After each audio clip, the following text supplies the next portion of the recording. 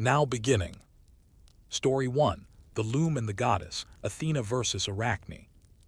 You probably didn't expect to begin your evening with the story of a loom. And not just any loom, but one that belonged to a mortal girl whose weaving would become the center of a divine scandal so oddly specific.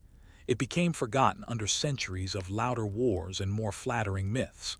Tonight, we look closer at the story of Arachne, not the dramatic parts, not the magical metamorphosis, but the boring, slow path that led there. You're lying down, getting comfortable so we won't rush. Let's settle into Colophon, an ancient city in Lydia, in what is now western Turkey.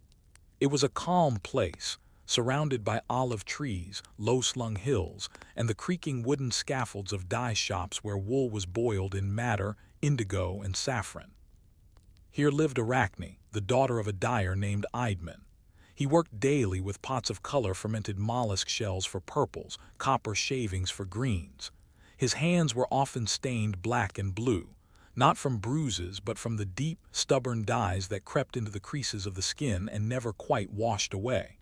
This was not a rich household, but they were respected for one thing: skill with textiles. In a time before synthetic threads, weaving was an occupation that required not just precision, but patience. The kind of slow, repetitive work that only certain minds could truly master.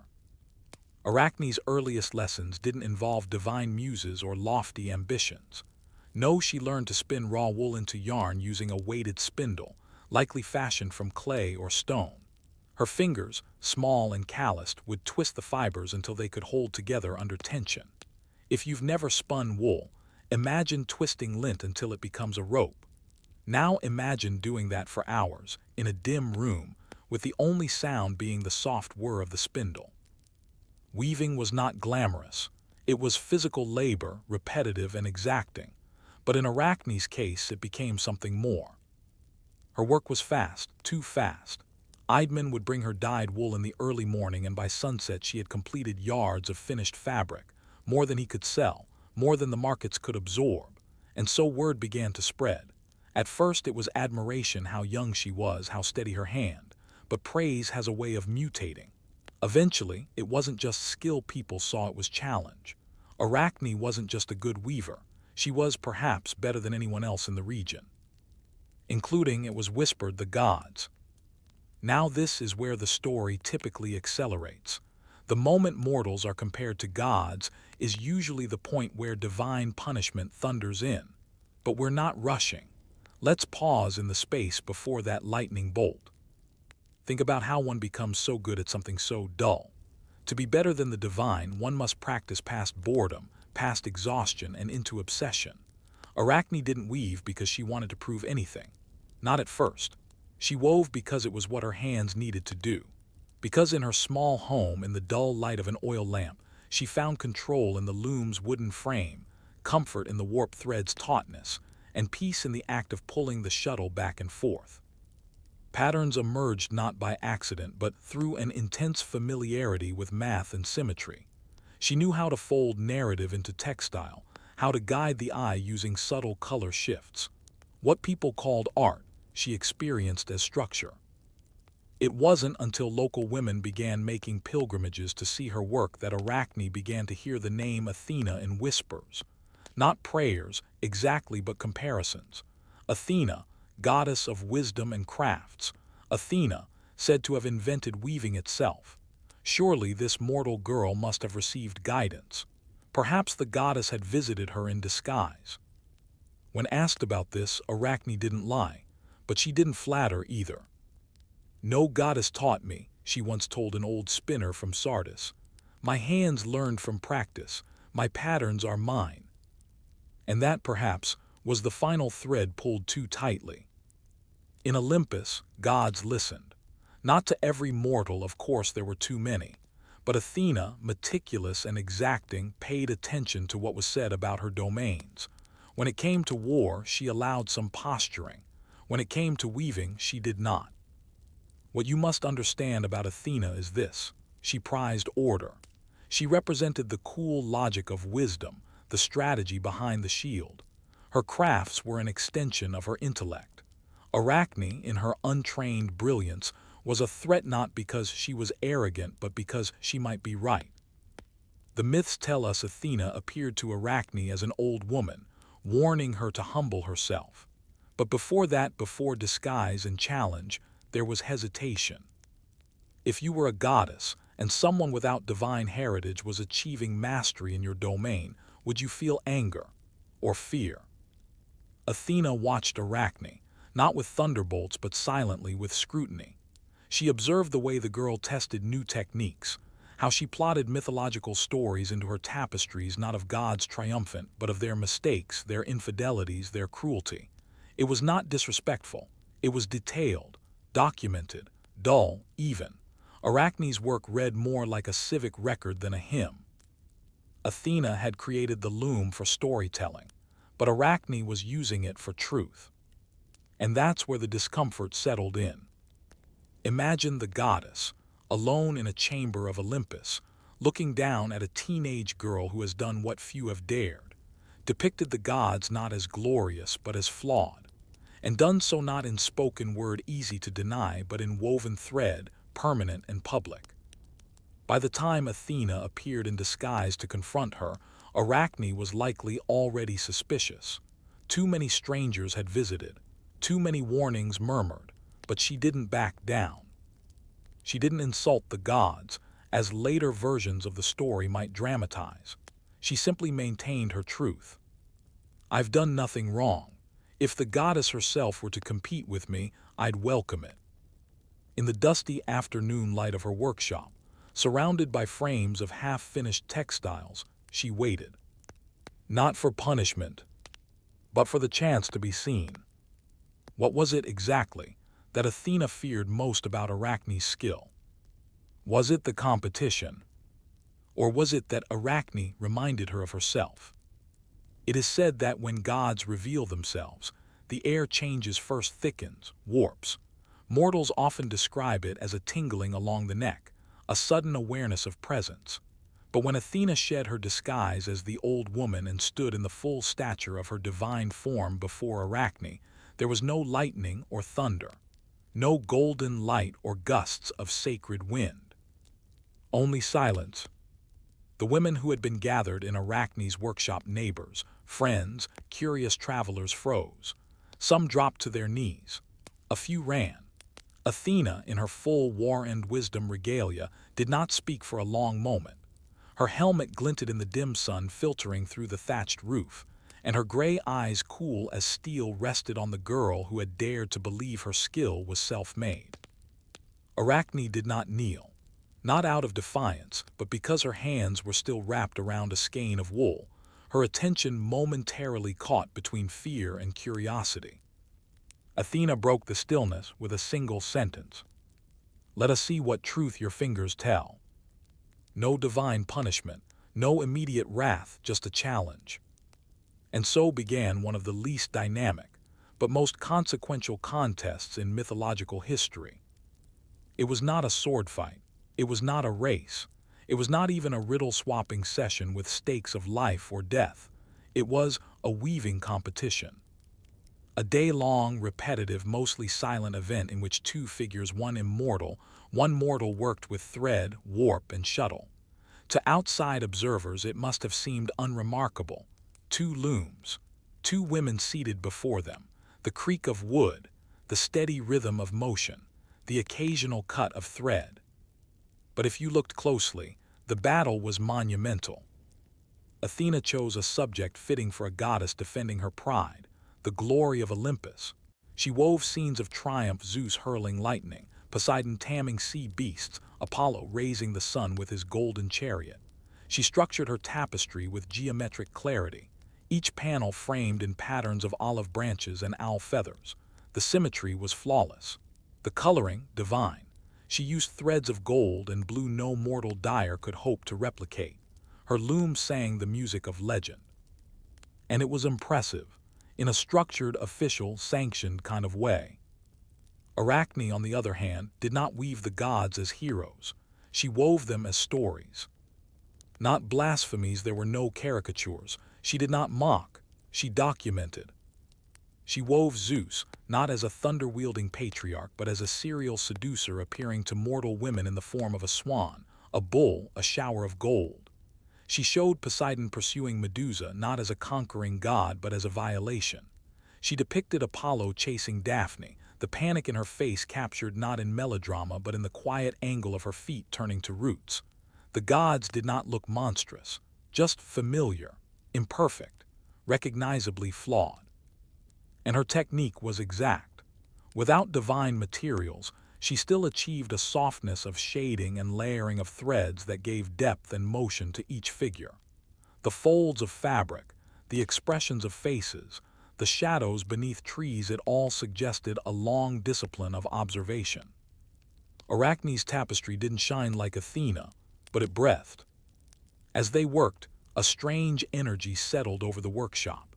Even the goddess, focused and precise, occasionally glanced toward Arachne's side of the room with something approaching apprehension. The other women had long since fled or hidden, but Arachne remained, face calm, fingers moving without pause. Hours passed. The light changed. Neither spoke. And when the last threads were knotted and the final yarns trimmed, the two weavers stood, their tapestries hung side by side. Athena's work was majestic, orderly, vibrant. It could have hung in any temple and drawn awe. But beside it, Arachne's work hummed with a different frequency. Not higher or better, but quieter. It told the uncomfortable truths. It did not celebrate the gods, it recorded them. And most damningly, it was flawless. Not even Athena could find a technical fault. That, historians and poets alike have agreed, was the breaking point. Not the subject matter, not the mortal pride, but the simple, irrefutable reality that Arachne's technique equaled or perhaps exceeded that of the goddess of craft herself.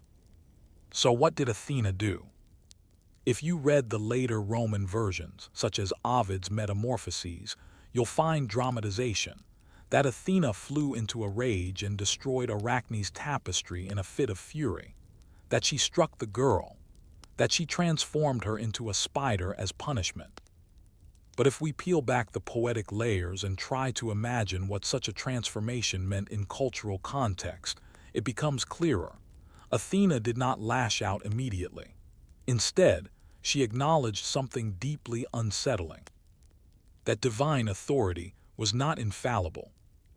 That mortals, with nothing more than discipline and time, could touch the realms of gods.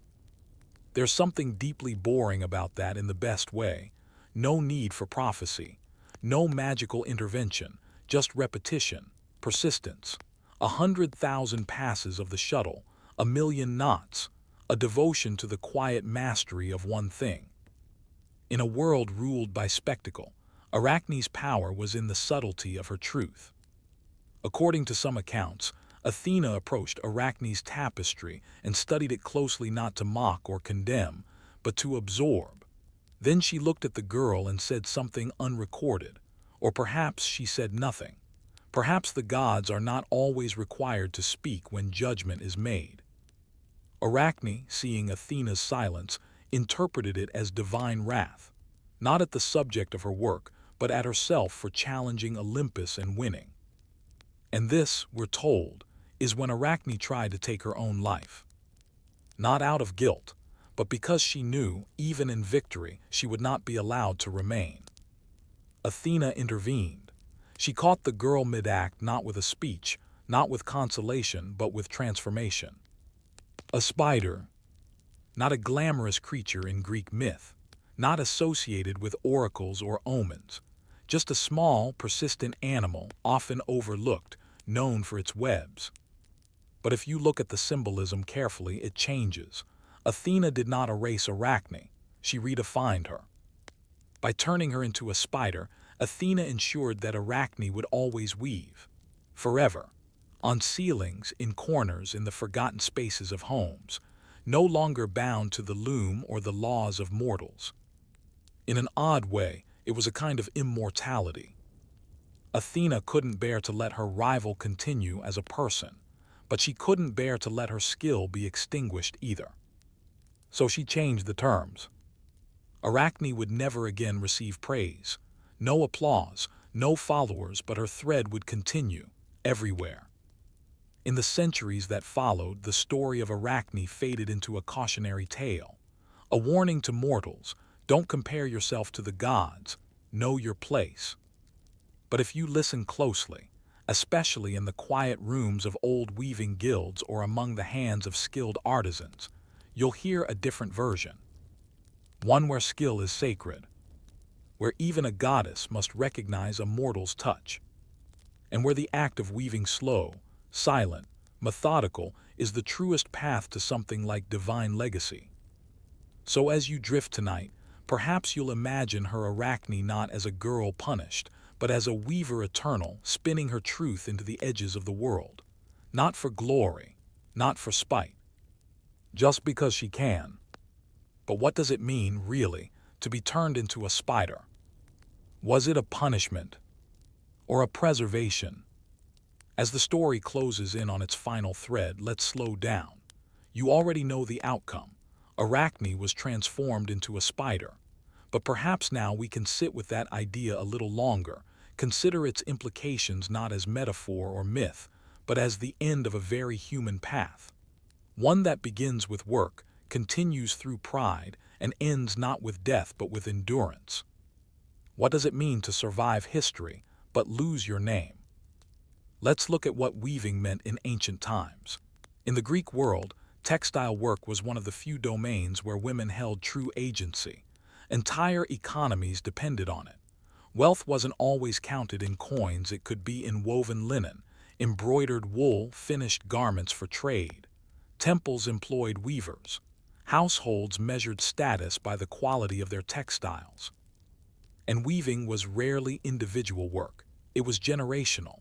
It was taught in quiet rooms in the shadowed corners of homes, mother to daughter, sometimes even grandmother to granddaughter. The knowledge lived in muscle memory: how to prepare a warp, how to beat the thread, how to judge tension with just a finger's touch. No written manuals, no charts, just hands learning from other hands. In that context, Arachne wasn't just exceptional, she was a disruption. She broke the chain not by rejecting her training, but by refining it beyond the limits tradition had set. She asked a question few had ever dared to ask. What if I can be better than the goddess who made the loom? And that question, more than any tapestry, was what threatened Athena. For a goddess whose power was built on the premise of divine origin, the idea that a mortal could match her in skill was unacceptable. Not because Arachne sinned, but because she succeeded. So Athena did what many rulers do when faced with an uncomfortable truth. She redefined the terms of the debate. She didn't erase Arachne outright. That would have admitted defeat. Instead, she folded her into myth. In doing so, she made her part of a warning. But something odd happens with warnings over time. They become stories. And stories, especially the quiet, oddly specific ones, have a way of surviving. Over centuries, people stopped fearing Arachne's tale and started listening to it more closely. Because woven between the lines of divine punishment and transformation is something subversive. Survival. Athena could take Arachne's name, her form, her future, but she couldn't undo the skill. She couldn't unweave the tapestry. Even in spider form, Arachne remained what she had always been, a weaver. In the natural world, spiders are remarkably persistent creatures. They build intricate webs not because they hope to be admired, but because it's what they're made to do. Their patterns aren't random. Some species construct spiral orbs, others weave funnels. Each design is coded into instinct. Each one is functional, efficient, and yes, beautiful. And like Arachne, spiders are rarely praised. They live in the corners, in darkness, in silence. But they endure. And maybe that's the most powerful part of this myth. The idea that even under divine judgment, even after identity is taken, the act of creation continues. Arachne didn't stop weaving. She just changed the medium. Across the Mediterranean world, echoes of this story appear in surprising places. In Attic pottery, women are often shown at looms silent, seated, focused, their posture nearly identical to depictions of Athena. The domestic and the divine overlap so tightly it becomes hard to distinguish where one ends and the other begins. It wasn't just a metaphor, it was a mirror. In every village, every home where a woman wove, there was a sliver of Arachne's spirit, not in defiance but in devotion to craft. The myth itself became strangely empowering for artisans. The girl who challenged a goddess and lost still created something unforgettable. Her punishment became legacy. The philosopher Pliny the Elder, writing in the 1st century CE, discussed spiders not just as insects, but as creatures of architectural genius. Their ability to engineer tensile structures without instruction fascinated scholars. And though he didn't name Arachne directly, the connection lingers. The Greeks, even in their scientific writing, couldn't quite let go of their myths. Perhaps because the line between myth and reality was always thin when it came to skill. Think about this. There were likely hundreds, thousands of Arachne-like figures in history, women whose talents outpaced their stations, who learned not through divine inspiration but repetition. Their names didn't survive, but their work might have.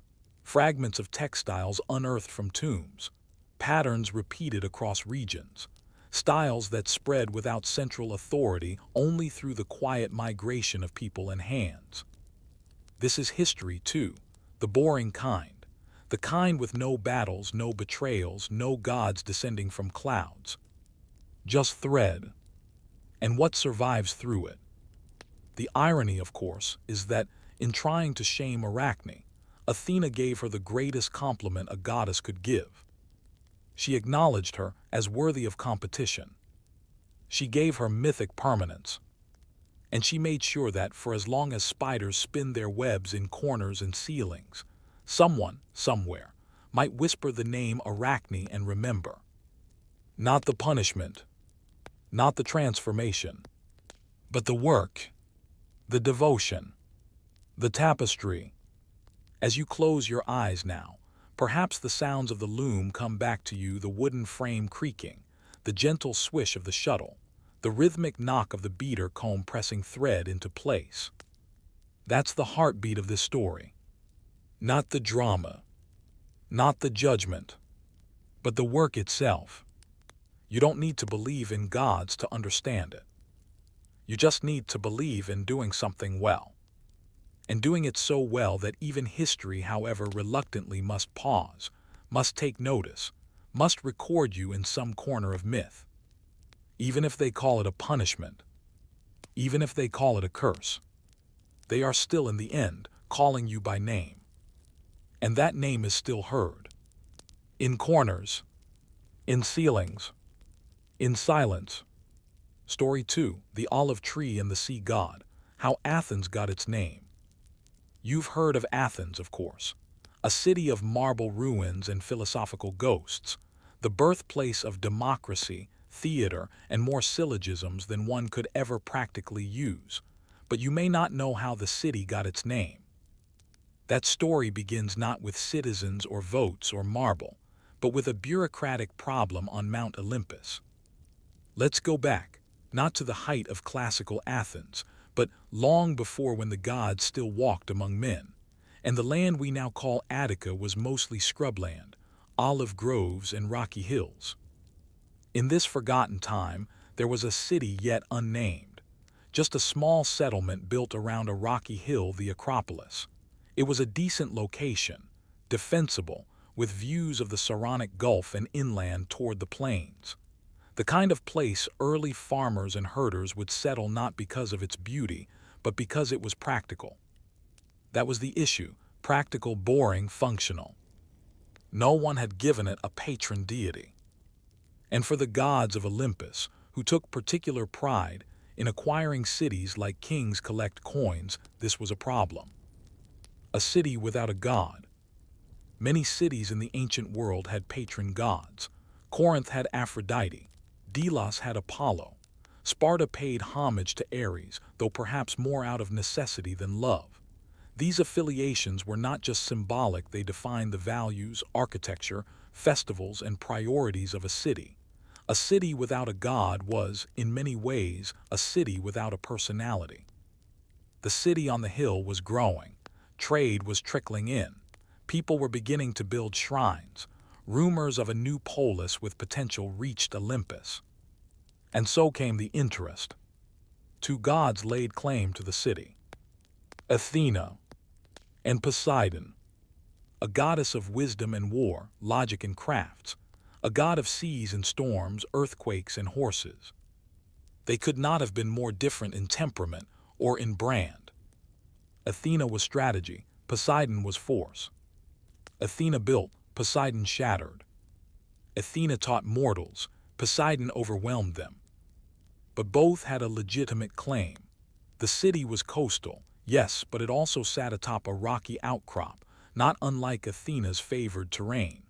The citizens were pragmatic and industrious, qualities Athena admired. Yet they relied on the sea for trade and survival, something Poseidon's domain controlled. So the gods did what they often did in moments of divine dispute. They called a meeting. The Council of the 12. The gods gathered atop Olympus in their full regalia. Zeus, of course, presided. Hera frowned as usual. Apollo played a quiet tune in the background that no one had asked for. Hermes took notes. The argument was presented formally. Poseidon claimed the city for its access to the sea. Athena claimed it for its promise of law and learning. Zeus, in one of his rare bouts of diplomatic clarity, decided neither would be simply awarded the city. "Let the mortals choose," he declared.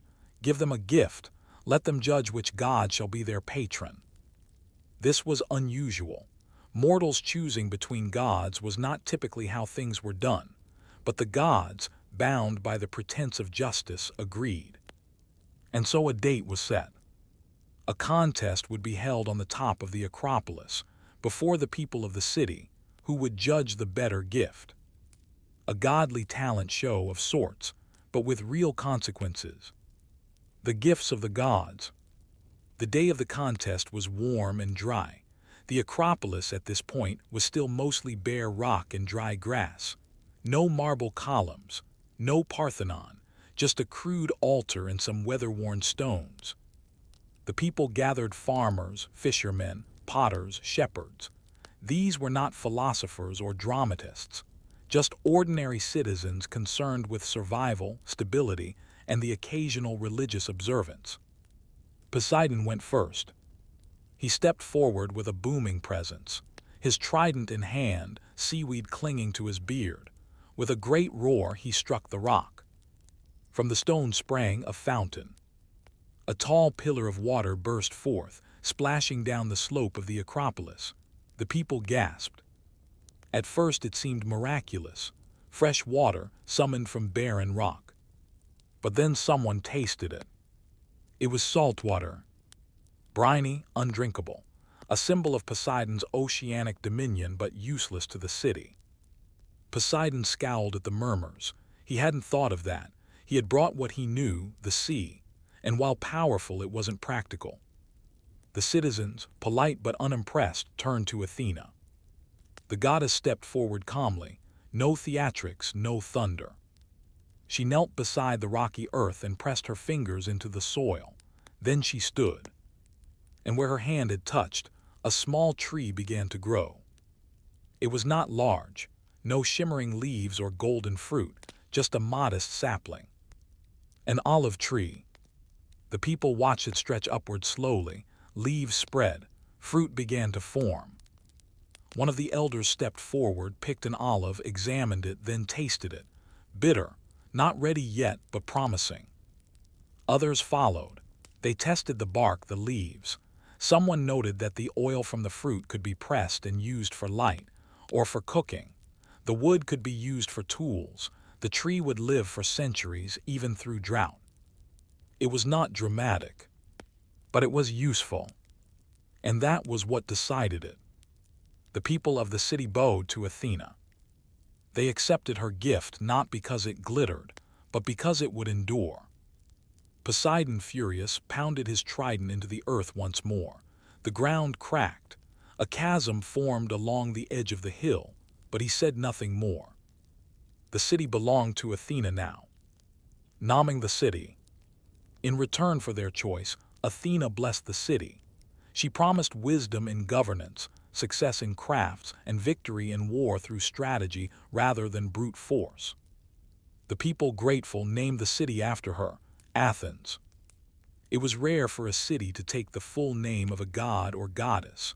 Most temples bore the possessive form, Temple of Apollo or Shrine to Hera. But Athens belonged to Athena in a fuller way. She had not just claimed it. She had invested in it. And so her name was written into its walls, its laws, its very identity. Of course, as with all ancient stories, there are other versions. Some say Poseidon's gift wasn't a fountain at all, but a horse, the first horse, in fact. A magnificent creature made of sea foam and muscle. Others say Athena didn't plant a tree, but summoned a grove, full-grown and ready to harvest. But these are embellishments. The older versions, the quieter ones, agree. A spring of salt water and a small tree. Not exactly the kind of thing to inspire statues and epics. And yet, the olive tree still grows on the Acropolis today. Near the Erechtheion, a lesser-known temple often overlooked by tourists, there stands a gnarled olive tree said to be descended from Athena's original gift. Botanists may debate the lineage, of course, but history often hides itself in continuity, not clarity. The story of Athens, Naming, is not about power in the end. It's about patience. The patience of a tree growing over time. The patience of a people choosing practicality over spectacle. The patience of a goddess who knew that wisdom isn't always the loudest voice in the room. And as you drift now, eyes heavy, you might imagine the Acropolis not as it is today, crowded, ruined, sun-bleached, but as it once was, a hilltop of dry soil and possibility. Two gods standing in judgment. One storming away. One planting a seed. But was it truly a contest between equals? Or did Athena know, all along, that it's the quiet gifts, the useful ones, that last the longest? We left off at the moment Athena won the city not through force, but by offering a simple olive tree. In choosing practicality over spectacle, the people of this still young city committed to something deeper than a name. They committed to an identity. Now let's sit quietly with what happened next. Not the sweeping wars or political reforms. Not Socrates or Pericles or the golden masks of tragic theater. Let's focus on the dull, persistent, unnoticed growth that followed the goddess's victory. Let's talk about trees. The olive tree as infrastructure. The olive tree Athena planted wasn't just symbolic. In ancient Greece, it was an agricultural backbone. A mature tree could live for hundreds, sometimes thousands of years. It provided not just fruit, but pressed oil, wood, even fuel for fire. The leaves were woven into victory crowns, and the oil used to bathe newborns and to light household lamps through dark nights. Unlike Poseidon's salt spring, which evaporated and eroded, the olive tree endured drought. It grew in poor soil. It could be cultivated on the stony hills of Attica. This made the olive a quiet economic revolution. It was stable. And that's what Athens needed. At the time of the myth, Attica wasn't yet a political powerhouse. It was a collection of villages, families, tradespeople. Their primary concerns weren't about empire or democracy, they were about survival. What to eat, how to trade, how to make sure there was enough oil to cook or burn for light in the winter. The olive tree didn't promise power, it promised continuity. And so, after Athena's victory, groves were planted. Not in a rush, not dramatically, but deliberately. Families took cuttings from the sacred tree and rooted them across the region. Slowly, the gray-green canopy of olives spread, and with it came trade. Because while the olive tree was humble, its oil became gold. The export that built a city. By 600 BCE, Athens was exporting olive oil and amphorae marked with city seals. These weren't just used for cooking, they were essential for ritual, hygiene, and athletics. At the Panathenaic Games, Athens' own version of the Olympics, victors were awarded amphorae of oil, not money. In modern terms, this would be like winning a year's supply of fuel. Practical, not flashy. The amphorae were large, ceramic, beautifully painted vessels. On one side, a depiction of Athena. On the other, the event in which the athlete had triumphed. And inside, oil pressed from local trees grown from the goddess's gift. This isn't metaphor. This is logistics. A city's economy grew one season, one grove, one trade route at a time because of a tree. And with economic strength came something else, identity. The tree as symbol. Athens was not the only city to revere a god, but it was the only one named so completely after a goddess, and Athena's presence was everywhere. She was on coins, in pottery and mosaics, but perhaps most enduringly, she was in the trees. Each sacred grove was considered under her protection. Cutting down an olive tree, especially one descended from the original, was not merely frowned upon. It was illegal. The Areopagus, Athens' high court, once tried a man for destroying a single sacred tree. It was not considered a minor offense. The trees represented not just religious reverence, but economic lifeblood and civic pride. To harm one was to harm the city. So in a quiet way, the trees became a form of law. They tied people to land, to tradition, to goddess and identity. And they taught Athenians something subtle. That growth worth keeping is slow. The quiet wisdom of Athena. Athena is often remembered for her armor, her strategic mind, her birth from Zeus's skull. But in the story of Athens, she is not the warrior. She is the planner. She doesn't gift weapons. She gifts systems. A tree is a system. It produces seasonally. It responds to its environment. It creates abundance only when cared for. It anchors soil. It connects insects, birds, people. It regenerates after fire. It teaches resilience. And so Athena's influence wasn't just religious, it was philosophical, even legal. The olive tree offered the Athenians a way to see their world. Slow, ordered, interdependent. It's no coincidence that Athens would later be the birthplace of political theory, scientific method, and structured debate. The goddess who gave them the tree also gave them the tools of thoughtful living. Not because she forced it, but because her gift encouraged it. Myth, memory, and topography. If you visit the Acropolis today past the stone steps and tourist bottlenecks, you'll find a gnarled olive tree near the Erechthion. It stands apart from the majestic Parthenon, away from the main paths. There's a small sign. No guards, no fanfare. Just a tree. Its roots are protected by low walls. Its leaves shimmer in the dusty breeze. It's said to be a descendant of Athena's original planting, regrown from a shoot after the Persians burned the Acropolis in 480 BCE. Yes, the Persians once invaded Athens and torched the city. The sacred olive tree was among the casualties. It burned. But in this detail is rarely emphasized, it regrew. Within a year, a fresh shoot emerged from the blackened stump. The Athenians saw this as divine reassurance. Athena had not left them. Her symbol lived on.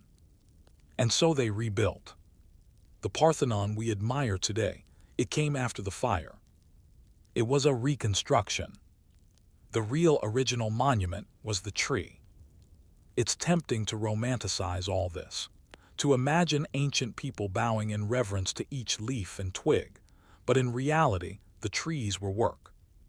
Harvesting olives required labor. Pressing them into oil involved stone mills, time and knowledge passed through generations. It was an industry, one powered not by myth, but by human persistence. Still, the myth helped. It gave meaning to the work. It transformed agriculture into identity. To plant an olive grove was not just economic foresight, it was civic duty. To protect the tree was to protect Athens, and to abandon Athena's wisdom. Well, that would be like favoring Poseidon's salt spring flashy, loud, and ultimately unusable. So as Athens grew from scattered villages into a city of thinkers, it never forgot the tree. In its currency, in its courts, in its fields, it remained grounded.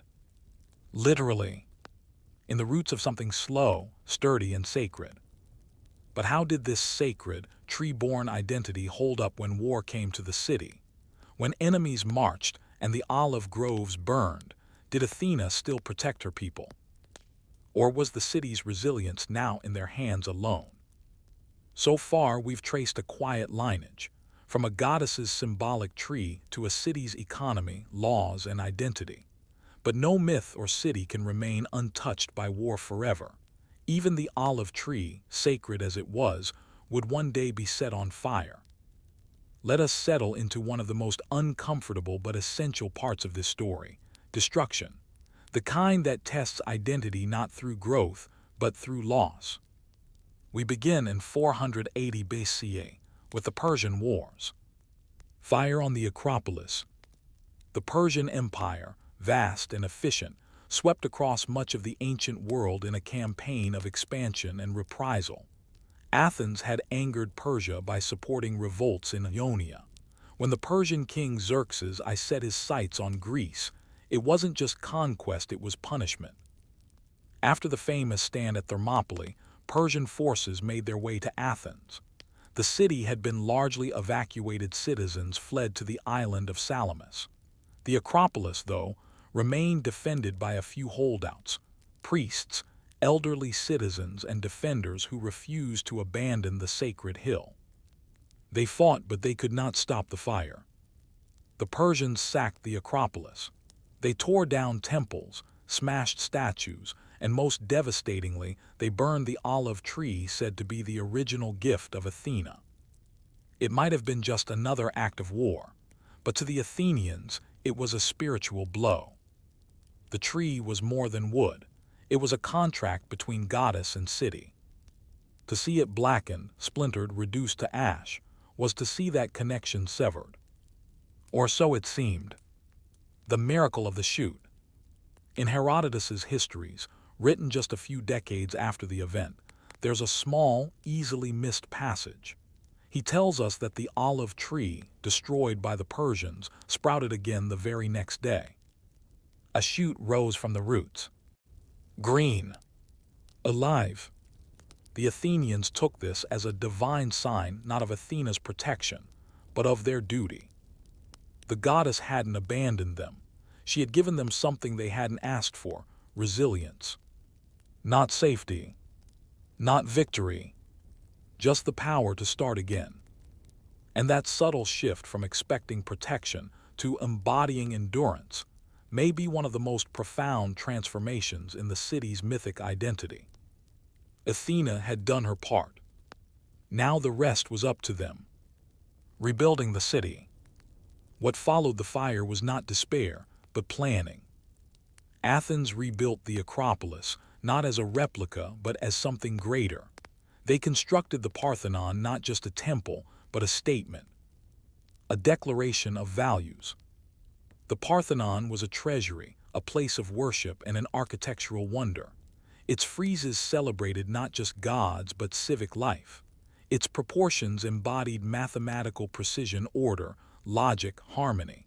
All Athena's values, now translated into marble. And beside this marble giant, the olive tree, still there. Small perhaps, but constant. The city that emerged after the Persian Wars wasn't just militarily stronger, it was spiritually refocused. It was built on the idea that what burns can regrow. That legacy isn't preserved by stasis, but by adaptation. The olive tree in philosophy and policy. As Athens moved into its golden age, with thinkers like Socrates, Plato, and Aristotle walking its stone streets, the olive remained central both literally and metaphorically. Aristotle, for instance, observed olive trees in his natural writings, fascinated by their regenerative properties. He noted how they thrived in poor soil, resisted drought, and recovered after damage. In politics, Athenian lawmakers used the olive to define land use. Private groves could be taxed. Public groves were protected. Export regulations on olive oil ensured the city's brand, its essence, was treated as a precious commodity. Even in the agora, where citizens gathered to debate, trade, and gossip, many of the benches and shade structures were crafted from olive wood. The tree wasn't merely a symbol, it was infrastructure. And in the metaphors of philosophers, it became more. The olive tree became a model for the soul, resilient, regenerative, quietly productive. For the city, rooted in order, branching in law. And for governance, slow-growing, easily damaged, requiring care. The return of Poseidon. But what of Poseidon? Did he vanish from Athens forever? Not quite. In the Erechtheion, the oddly shaped temple built to honor multiple gods, both Athena and Poseidon had sacred sites. One marked the spot where the olive tree grew. The other, a saltwater well said to be from Poseidon's trident strike. The city, it seems, didn't erase the sea god. It absorbed him. It remembered that even rejected gifts had their place. That wisdom doesn't mean exclusion, it means balance. Athena had won the city, but Poseidon's sea still shaped its economy, its fleets, its fate. The two domains coexisted not in harmony, but in productive tension. And perhaps that too is wisdom. The endurance of the boring gift. When we think of myth, we often seek magic. But here, the most magical thing was something slow and grounded. A tree.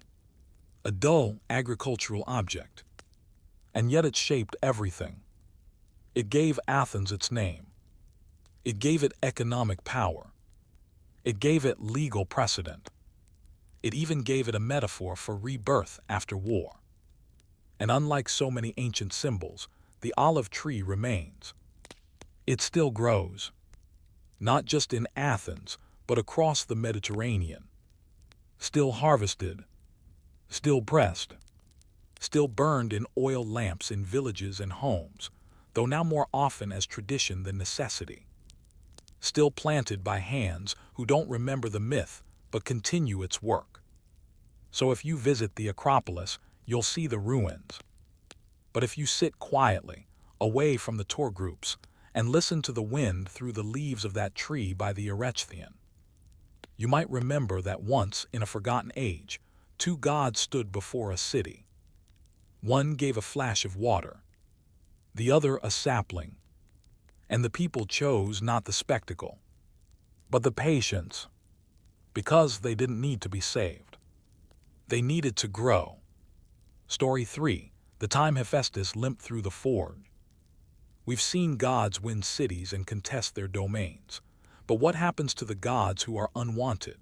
Those who don't shine, who don't command thunder or wisdom or beauty?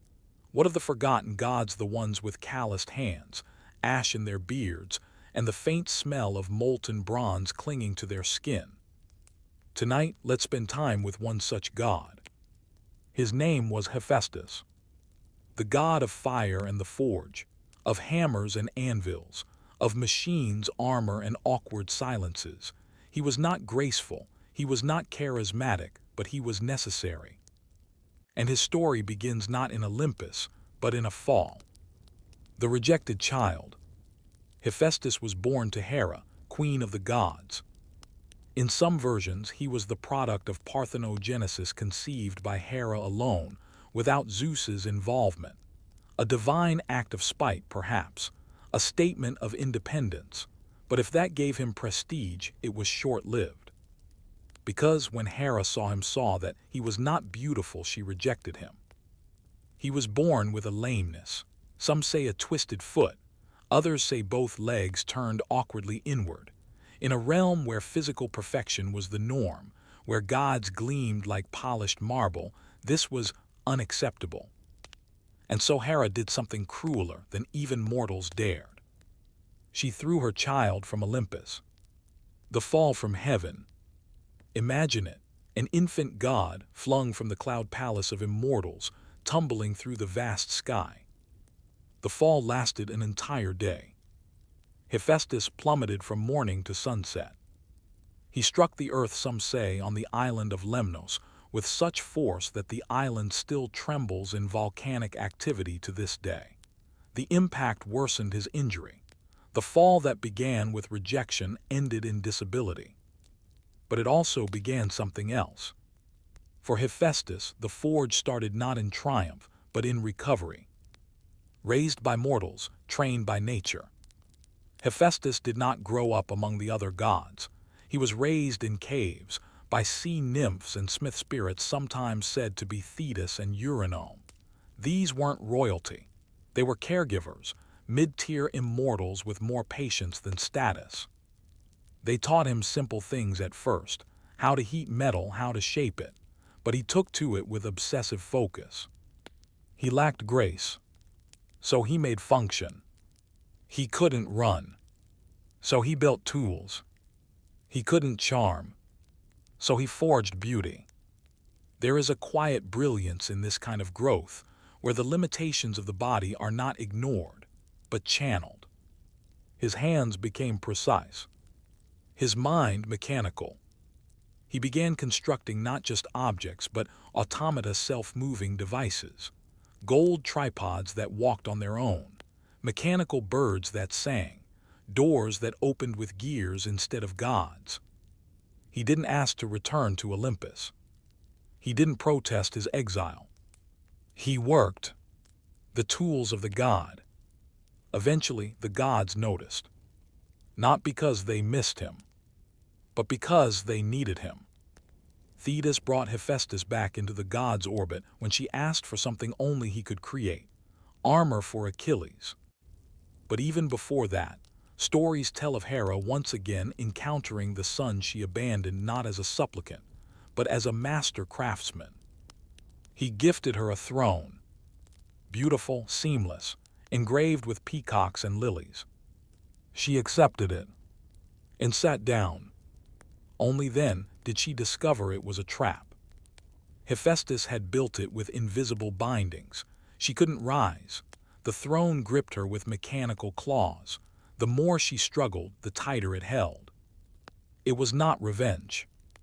It was design. An unspoken message. You may reject me, but you will still sit on what I build. The gods tried to convince him to release her. He refused. They sent gifts. He refused. They sent Dionysus, god of wine, to get him drunk.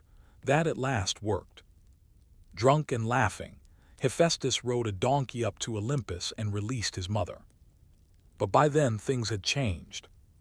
He was no longer a cast-off. He was indispensable. They needed him now. For weapons, for palaces, for order. The anvil and the palace. Hephaestus took up residence on Olympus, but he did not stay in the main halls. He built his forge on the edge of the divine city, near the cliffs. His workshop became its own realm, full of glowing coals, whirring devices, and bronze tools lined in neat rows. He had assistants, mechanical women, shaped from gold, who walked and spoke. He didn't attend feasts. He didn't argue with gods. He made the armor of Achilles, the shield of Heracles, the scepter of Agamemnon, the throne of Zeus. Everything glorious and divine, the objects that told stories, that defined power, came from hands that limped. But did Olympus ever truly accept Hephaestus? Did he earn love? Or only necessity? He had a wife, Aphrodite, but she was given to him by Zeus, not by choice. And she loved another, Ares, god of war. Even in marriage, Hephaestus was a function. A pawn.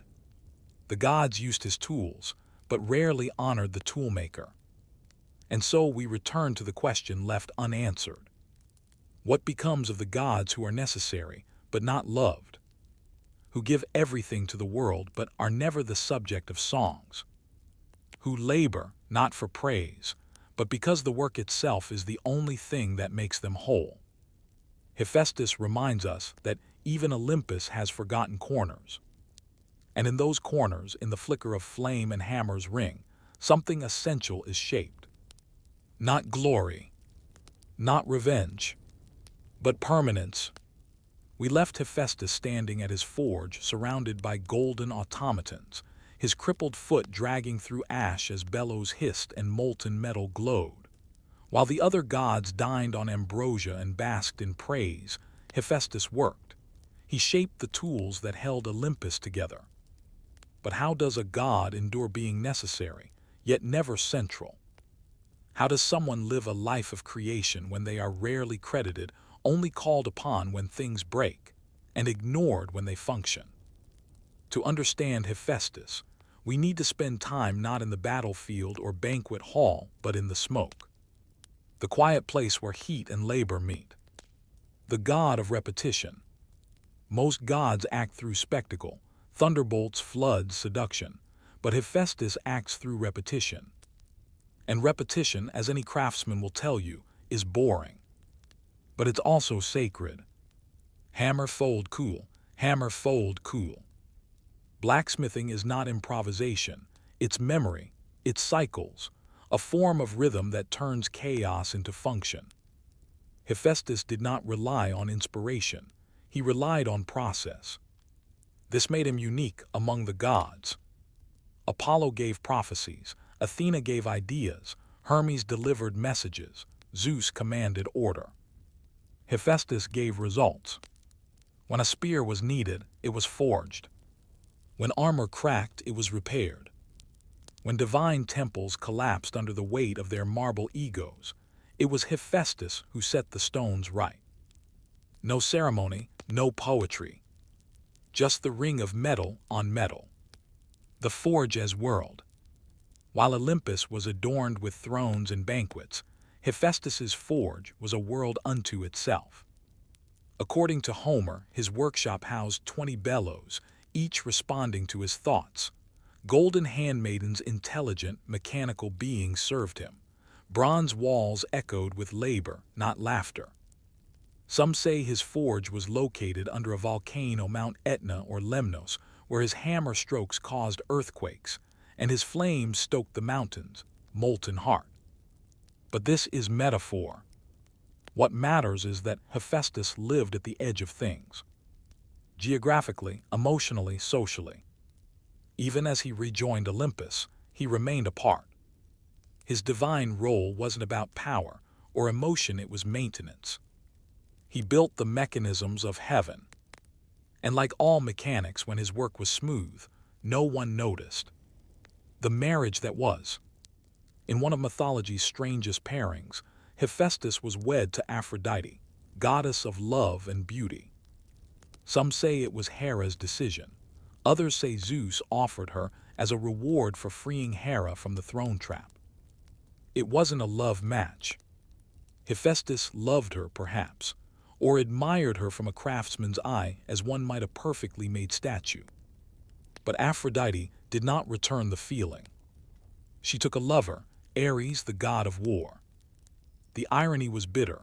Ares was everything Hephaestus was not: handsome, reckless, admired, but also unskilled, all force, no finesse. Hephaestus, the careful planner, was betrayed by the careless destroyer. And yet he responded the only way he knew how. With a device. He forged an invisible net fine as hair, strong as iron, and placed it over his marriage bed. One day, when Aphrodite and Ares met in secret, the trap sprung. The net tightened. They were caught. Hephaestus then called the gods to witness their shame. It was a strange moment. Hephaestus, so often overlooked, demanding attention, calling for justice. But the gods only laughed. They mocked the lovers. They mocked the trap. And subtly, They mocked Hephaestus, who had exposed betrayal, but not changed anything. Aphrodite left him. Ares returned to his bloodlust. And Hephaestus returned to his forge. The invisible influence. Hephaestus rarely led in myths, but his fingerprints are everywhere. When Achilles needed a shield, an object so powerful, it was said to depict the whole cosmos, it was Hephaestus who made it. When Pandora, the first woman, was created to unleash suffering upon mankind, it was Hephaestus who molded her body from clay. When Hera's chariot needed wheels that turned with thought, it was Hephaestus who built them. He was not a storyteller. He was the storyteller's toolmaker. Without him, the other myths collapse. But his own story, it's quiet, full of broken hearts, burnt hands, and brilliant solutions that rarely earned praise. The mortal parallel. Hephaestus may be a god, but his story is deeply mortal. Rejected by family, defined by labor, wedded to someone who doesn't love him, admired only when needed. And still he creates.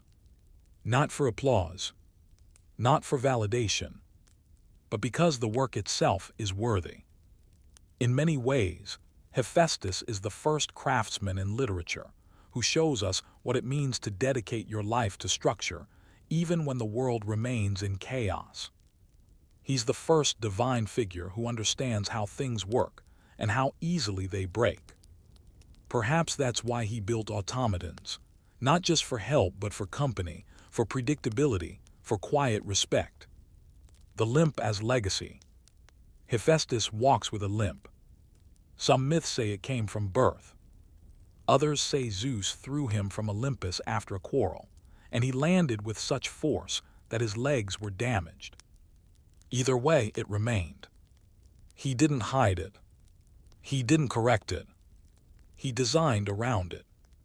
Even his walking sticks were works of engineering crafted to distribute weight evenly, tipped with divine alloy. In an age where physical perfection was divine currency, Hephaestus made function his beauty. But was that enough?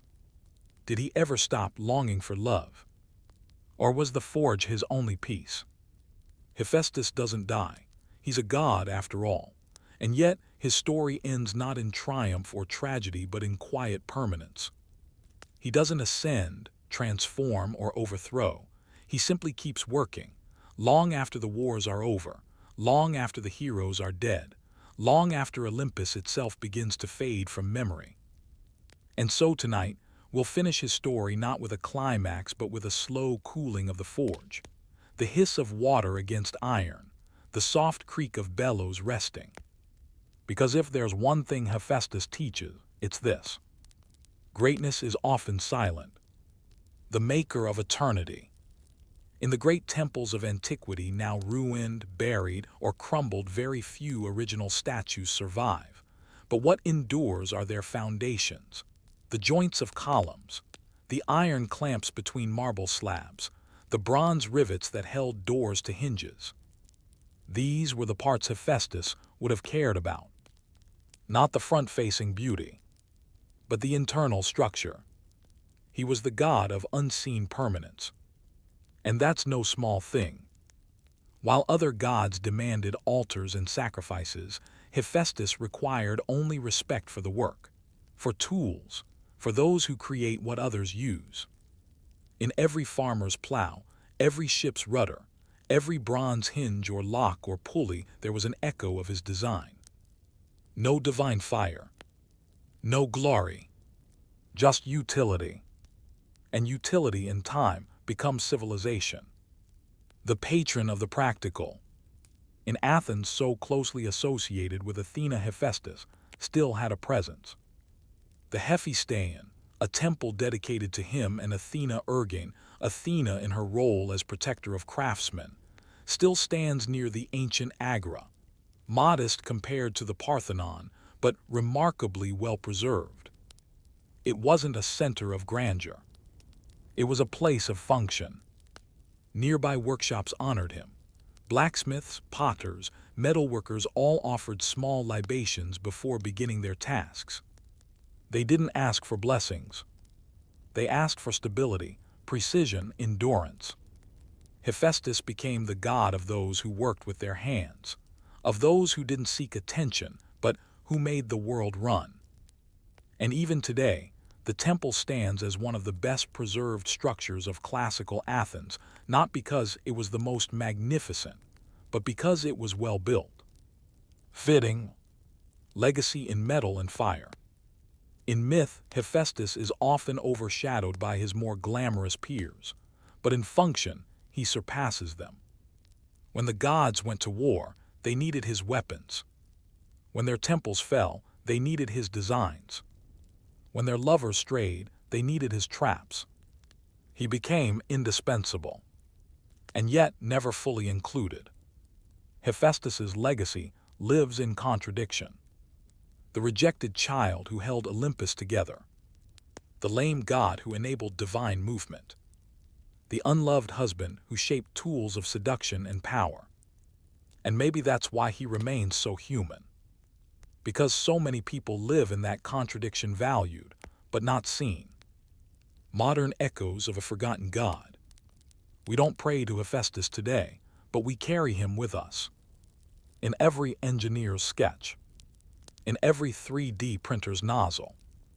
In every tool bench, lathe, factory floor, and welding mask. He is the voice of process over passion, of durability over drama, of structure over spectacle. Even the word Hephaestion lives on, buried in the root of volcano, through the Roman name Vulcan, his Latin equivalent. The flames that erupt from the earth. His forge. The sparks of industry. His legacy. Not in name, but in form. What remains after praise. Hephaestus may never have received the admiration of mortals in song or story the way Apollo or Athena did, but that's not what he built for. He didn't make things to be praised. He made them to last. His true worship was found not in temples but in use, in wear, in the patina of time.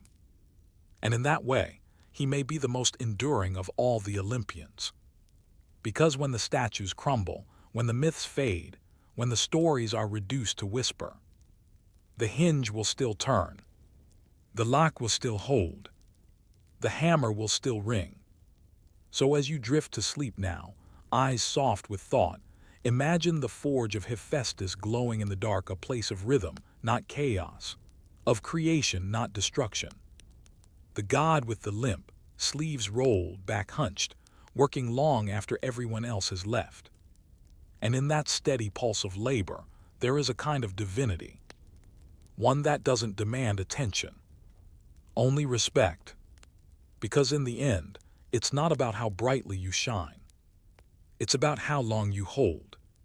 Story 4. The Misfiled Punishments of Tartarus. Most stories of Greek myth begin in the sky or in a storm. This one begins in a filing cabinet, a very, very old one. You've likely heard of Tartarus, the darkest pit in the Greek underworld, the dungeon where the worst offenders were sent to suffer eternally. But what you probably haven't heard is how bureaucratic it became over time. Because even divine punishment, it turns out, requires organization. And when things are organized, mistakes happen. Tonight, we'll descend slowly past the sunlit slopes of Olympus, down through the mortal realm, and into the layers of Hades until we reach Tartarus. But we won't be following screams or fire. We'll be following a misfiled scroll. The structure of the afterlife. The Greek underworld was never a single place. It had levels. The asphodel meadows, for the average dead, a kind of neutral gray pasture. The Elysian fields, for the heroic dead, rewards sunlight, poetry probably. Tartarus for the condemned, not just bad people but cosmic-level offenders, titan traitors, oath breakers, the kind of beings whose very existence disturbed the universe. It wasn't chaos. It was order. And behind that order, a surprising amount of administration. You see, punishment in Tartarus wasn't handed out arbitrarily. It had to be documented, crimes recorded, justifications given, duration of torment specified. And somewhere in the vast, echoing halls of Hades, there was a registry of the damned, a place where paperwork was processed, where souls were sorted, where, eventually, one quiet mistake would create a situation so absurd, it would echo through eternity. Clerks of the dead. Few remember the names of the underworld's lesser workers. There were judges, of course, minus Rhadamanthus, Aeacus, stoic figures who passed judgment on the dead. But the real work happened lower down, among the clerks. These were minor spirits, tireless, dull, devoted to accuracy. They wore robes that never quite fit. They mumbled in ancient dialects. Their ink-stained fingers scratched across scrolls day and night. Their job was simple. Match the soul to the punishment. Sometimes it was easy. The titans who rebelled against Zeus were destined for eternal torment. Sisyphus, repeated escape attempts, obvious case. Tantalus, he fed his son to the gods, automatic dismemberment and hunger. But then came the borderline cases. A farmer who accidentally broke an oath during a sacrifice. A merchant who underweighed his silver coins, but only slightly. A hero who disrespected a minor river deity. Punishment required proportionality. And proportionality required forms. Forms required filing. And filing, of course, opens the door to error. The case of Lycodas. Lycodas was a shepherd from Thessaly, not a famous man, not even a particularly bad one. But one day, in a hurry to attend a festival, he sacrificed a black lamb at the wrong shrine. He meant to honor Demeter. He accidentally gave the offering at a herm of Hades. A mix-up. No ill intent. But the gods, especially those of the underworld, are sensitive to these things. Lycodas died a few years later, choked on a fish bone, actually, and his soul made its way to the gates of the underworld. There, a junior clerk reviewed his case. Unapproved sacrifice, improper invocation, failure to cleanse the altar. The file was sent to level 3, review for minor impiety. But somewhere between the Elysian Index and the Meadows Ledger, a tired scribe with a smudged scroll misread the name. And so Lycodas was marked not as a shepherd, but as Lycurgos, an entirely different man who had once tried to cut down a grove sacred to the Furies. That was a capital offense, and it earned eternal torment in Tartarus. Lycodas, unaware of the mistake, followed the flow of souls until he arrived in a part of the underworld most mortals never see. It was dark, windless, smelling faintly of hot stone and old ink. And it was here, at the edge of the chasm, that he realized something was wrong. A clerical catastrophe. The soul of Lycodas stood trembling before the gate of Tartarus, alongside the likes of Ixion, the man who tried to seduce Hera and was bound to a flaming wheel, and the Danyids, 49 sisters who murdered their husbands and now pour water endlessly into leaking vessels. They looked at him, puzzled. He looked at them, horrified.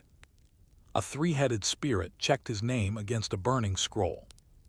Lycurgos, grove cutter, sacred tree desecration, yes, go in.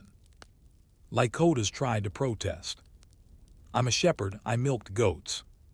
But paperwork is sacred in the underworld, especially when it's written in permanent ink.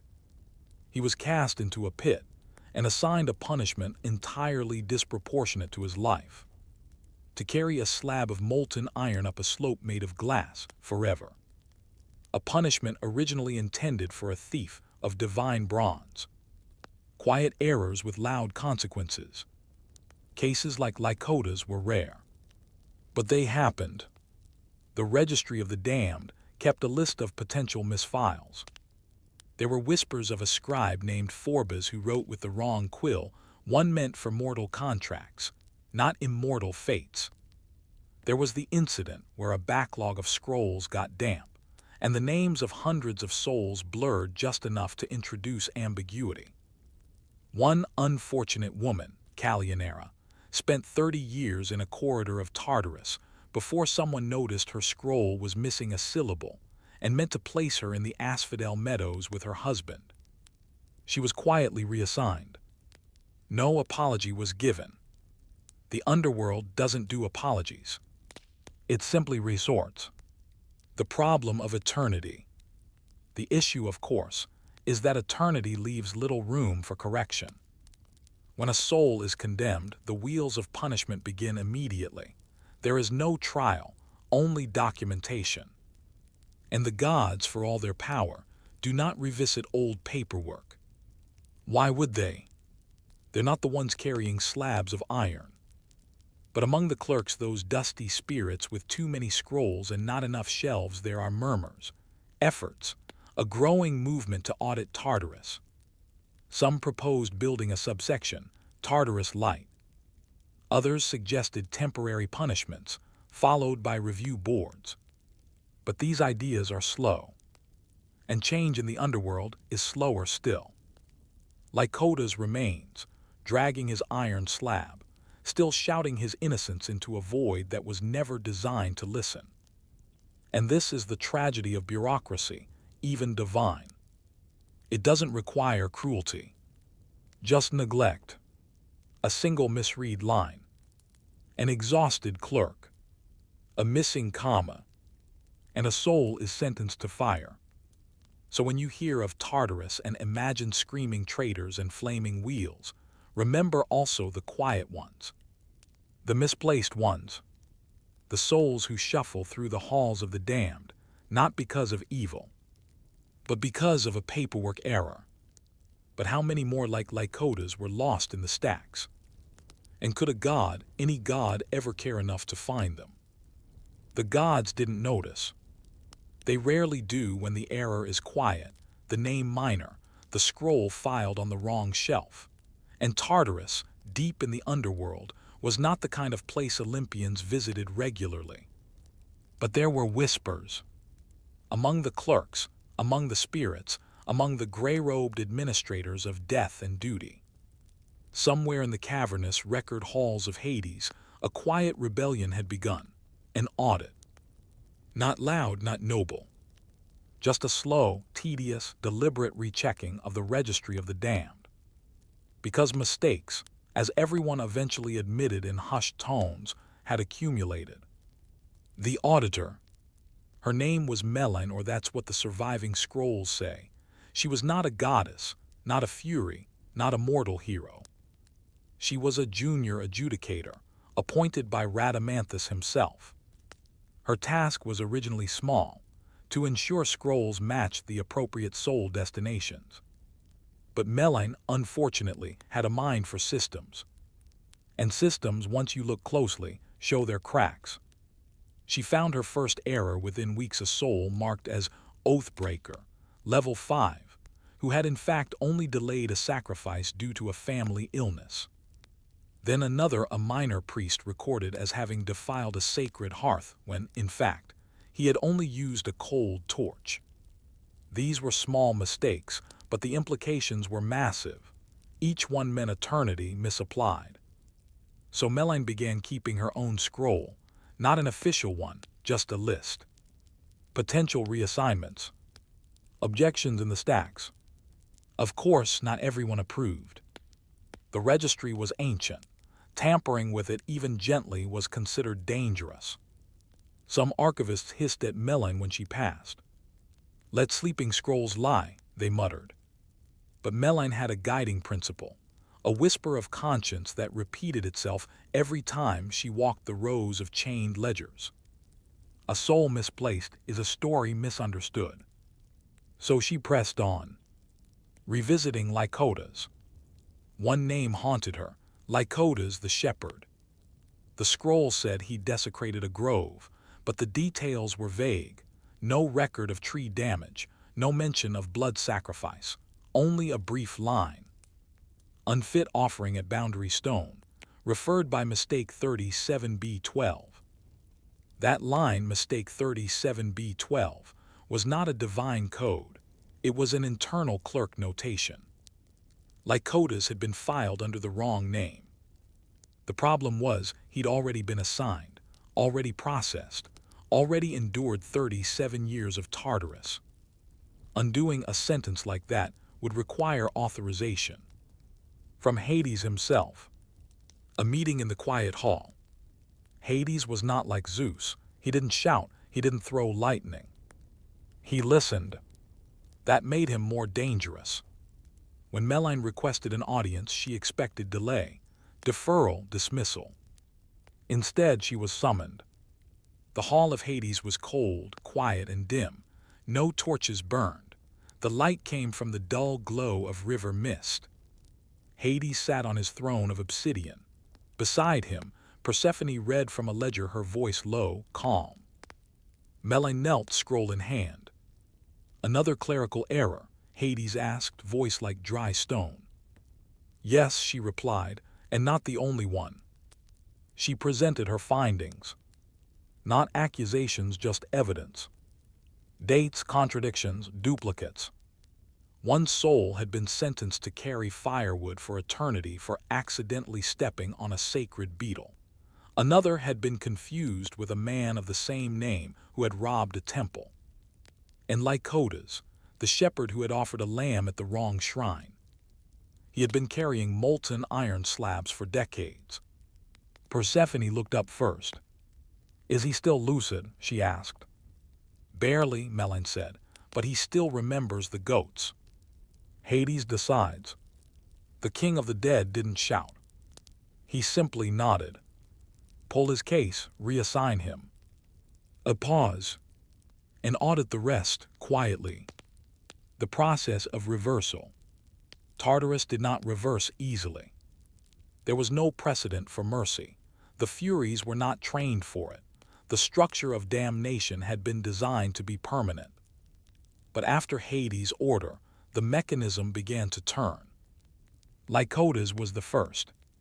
He was pulled from his punishment. He didn't believe it at first.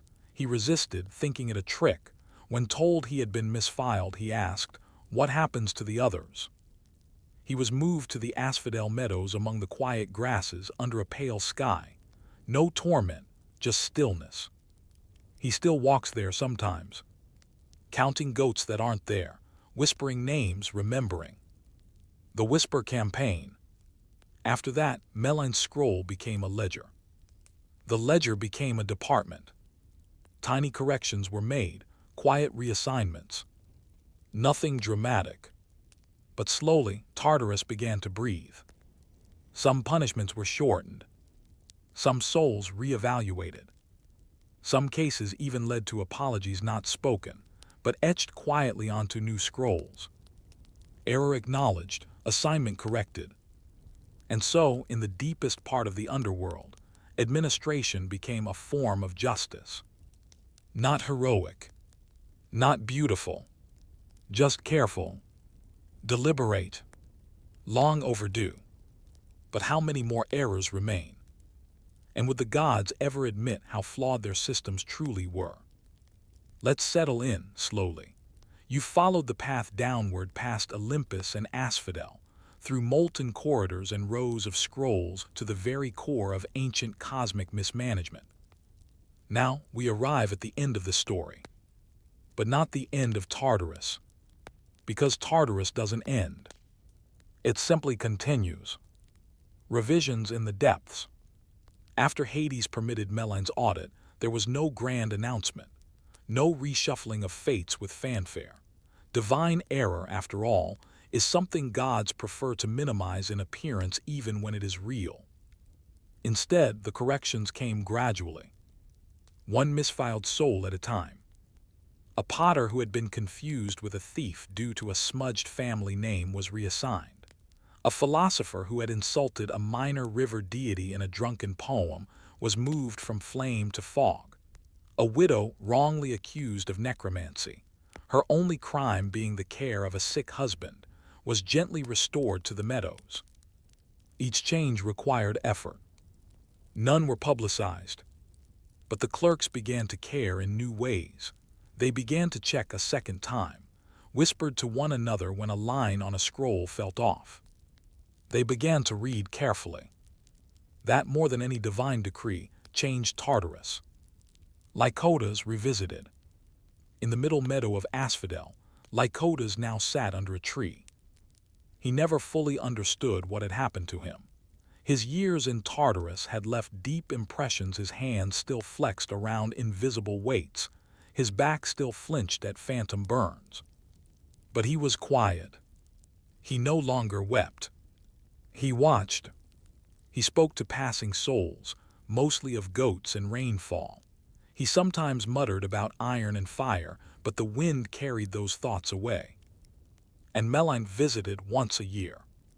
She brought a blank scroll and wrote down his thoughts. Not because they were profound, but because they were real. And real things mattered now, in a realm built on so many mistaken names. The slow reform. Eventually, the audit department, never officially named, that expanded. Other adjudicators joined. A few Furies reluctantly agreed to oversight. One of them, Magira, found herself oddly moved by a soul who had been in Tartarus for centuries, because he had lied on a resume to a minor temple official. He was freed. There were disagreements, of course. Some believed punishment must be absolute. But over time, a new idea took root. Punishment must be deserved, not simply recorded. That was a radical concept in an eternal system. But it grew. Like a crack in old marble, barely visible until the whole column shifts. Tartarus endures. Still, Tartarus did not become a place of redemption. This was no underworld utopia. The truly damned remained. The Titans, the Oathbreakers, the betrayers of cosmic law. They still rolled their stones, carried their fire, drank their unslaked thirst. But now they did so alongside ghosts of errors being slowly corrected. And in the outer levels of Tartarus, sometimes a punishment chamber would go dark, a slab removed, a wheel stilled. Not for mercy, but for accuracy. The ultimate god of the underworld, it turned out, was not Hades. It was accountability, a system that outlived its gods. As centuries passed, as empires rose and fell, as temples crumbled and statues were worn to dust, something strange happened. The Olympians faded from living worship. But the underworld system continued. The registry remained. The clerks, now spectral, half-remembered, kept their scrolls. The correction lists continued, even after Meline was gone, even after her scrolls were unreadable. The idea that a soul deserved the right fate, no more and no less, outlasted the myths that created it. People forgot Zeus's thunderbolts. But somewhere in the quiet halls of the dead, a forgotten soul's name was finally spelled correctly. And the question remains: if a shepherd can be sentenced to torment for eternity by mistake, and if it takes hundreds of years and one stubborn clerk to correct that mistake, what other systems, divine or otherwise, are running on errors no one has challenged? How many lives, mortal or immortal, are shaped not by justice, but by clerical momentum? And how many more souls right now are still dragging weights they never earned? Story 5. Hestia's eternal flame and the most uneventful job in Olympus. Of all the Olympian gods, Hestia was the firstborn, the first to be swallowed by Kronos, the last to be freed by Zeus, a sister to Hera, Demeter, Hades, Poseidon, and Zeus himself. And yet, you don't hear many stories about her. No wars, no scandals, no temples toppled in her name. Because Hestia's role was not to be seen, but to keep something simple, something ordinary alive. She was the goddess of the hearth. And her job, to keep the flame lit. Not the metaphorical flame, the actual one. What is a hearth? Before central heating, Before gas stoves or electric lights, the hearth was the heart of every home. It was where food was cooked, where children were born, where stories were told, where the dying breathed their last. In every Greek household, no matter how grand or humble, the hearth was sacred. Not glamorous, not even particularly clean, but essential. And so Hestia, goddess of fire, home, and stability, was honored quietly. There were no loud festivals, no drunken rites, just maintenance. The first offering, informal sacrifices, Hestia received the first portion. Before Athena, before Apollo, even before Zeus. A few drops of wine, a sliver of meat, a whispered prayer. Then the rest of the ritual would begin. It wasn't out of fear or favor. It was habit. Because if Hestia's flame ever went out, life as the Greeks knew it would unravel. Olympus and the fireplace. While Zeus ruled the skies and Poseidon ruled the seas, Hestia's domain was smaller, the flame in the central hearth of Olympus itself. It was never to be extinguished. That was the rule. No matter what else was happening, war, seduction, divine tantrum, the fire stayed lit. And she sat beside it. Not on a throne, not in armor, but on a cushion, watching, tending, the most uneventful divine career. The other gods had affairs and children and empires and vendettas. Hestia did not. She made no weapons, led no armies, had no temple cults clamoring for favor. She was offered marriage by both Poseidon and Apollo, but refused them both. She chose chastity, and with it, a kind of divine solitude. Zeus respected this. He granted her the place of honor in all temples, even though she had none of her own. She was present everywhere, but centered nowhere. A flame in every city. In the civic sphere, Hestia's role expanded beyond the home. Each city had a prytaneon, a public hearth, that represented the unity of the state. If a colony was founded, they brought fire from the mother city's hearth to light the new one. Her flame became a symbol of continuity. When war broke out or plague struck, the city's fire was protected above all. If it went out, it had to be relit by sacred means, often from a temple or from a bolt-struck tree. But ideally, it never went out. The priestesses of fire. In some cities, women were appointed to tend the public flame. Not powerful oracles, not ecstatic priestesses, just quiet guardians. They cleaned the ash, stirred the coals, lit ceremonial torches. Their role was dull, but it was sacred. And if the fire died on their watch, it was not just failure, it was blame. So they watched carefully, eyes on the embers, ears tuned to the crackle of continuity. What kind of power is this? Hestia's power was not one of lightning or seduction or storm. It was the power of stability. She didn't act. She allowed others to act. Without her flame, there would be no cooking, no warmth, no rites, no home. She was not the storm. She was the roof, not the sword. The quiet firelight inside the barracks, not the hero. The warmth waiting when the hero returned. But can such a goddess, so quiet and still, truly survive in a world that worships spectacle? Does absence become invisibility? Or something deeper? Let's return to Olympus. Not the grand marble halls or banquet chambers, but the small circular hearth nestled in the very center. It glows faintly, crackling. A bronze pot sits above it. Smoke curls lazily toward the rafters. On a simple cushion nearby, Hestia sits, watching the fire. Not commanding, not transforming, just tending. And by doing so, she holds together the fabric of the gods themselves. A goddess without drama. Greek myths thrive on drama, chaos, jealousy, betrayal. The gods are petty, passionate, theatrical. Their stories thunder with spectacle. But not Hestia. No curses. No rage. No metamorphoses. And this absence is, in its own way, shocking. Even Artemis, the other virginal goddess, had tales of vengeance and sudden punishment.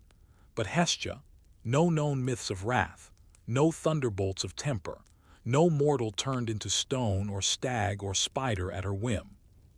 Instead, she turned down power. She rejected drama. She stepped out of the narrative spotlight. And that, in the world of gods addicted to attention, was nearly unheard of. She stepped aside. According to some traditions, Hestia gave up her Olympian throne.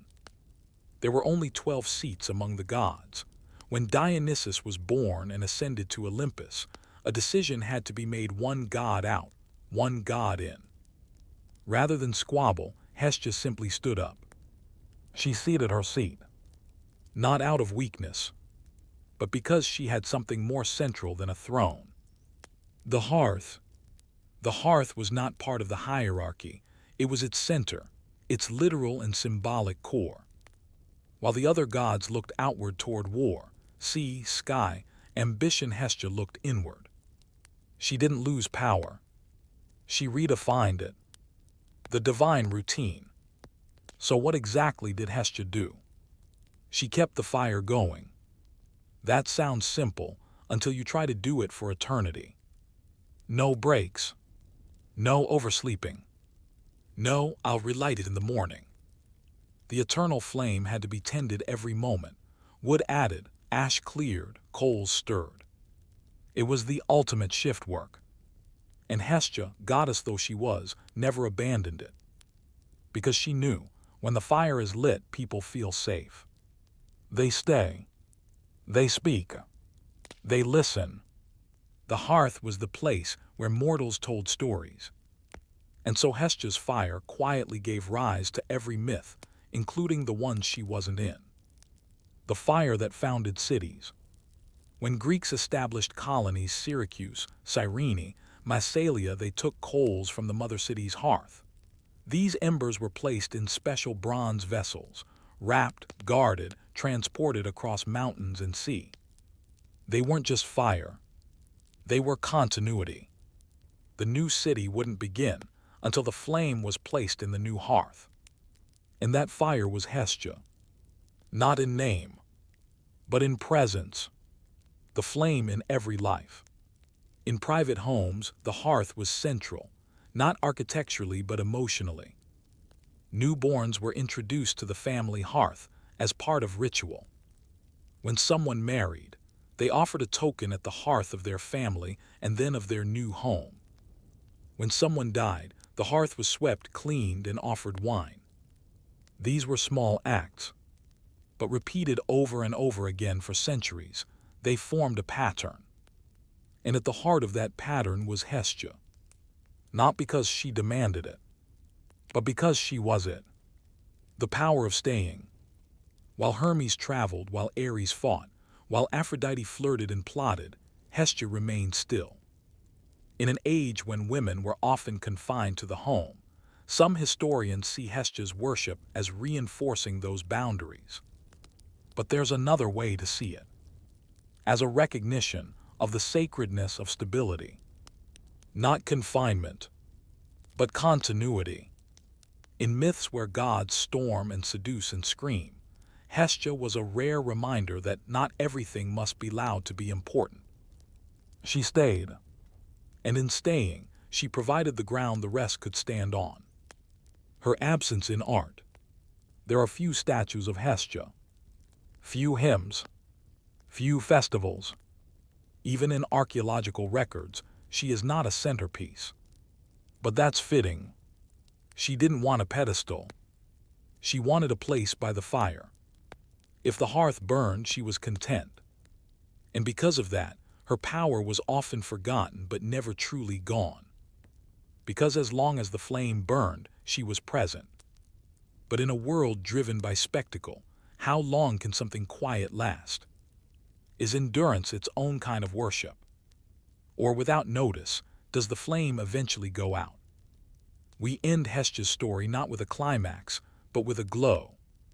No grand battles. No final judgments. No hero raised or villain defeated. Only a hearth still burning. Still warm.